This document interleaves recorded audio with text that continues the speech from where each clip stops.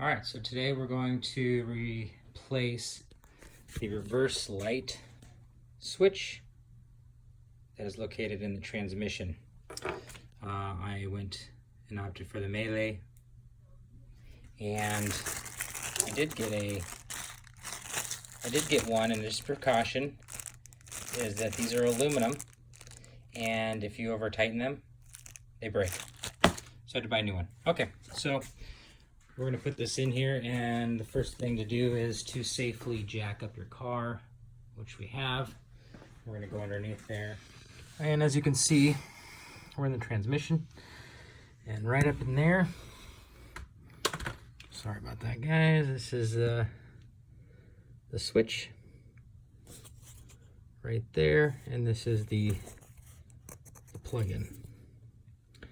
So as far as I know, this does not need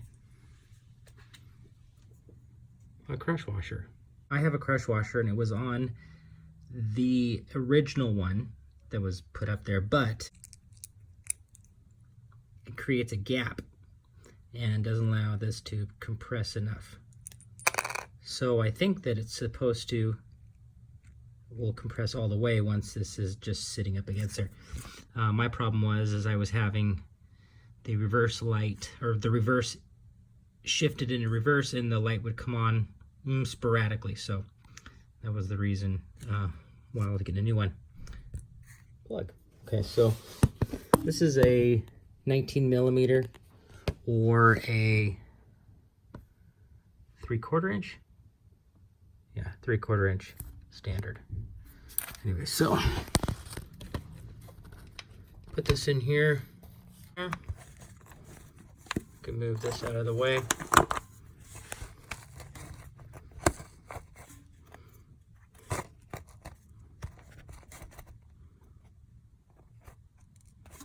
Okay. I'm just going to take an open end wrench, put it in there, and I'm going to snug it.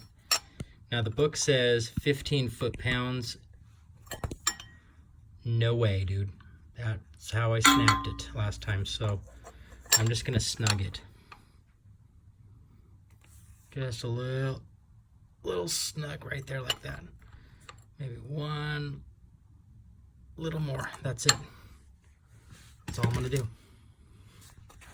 I'm going to put the switch back on. Let's see, which way does it go?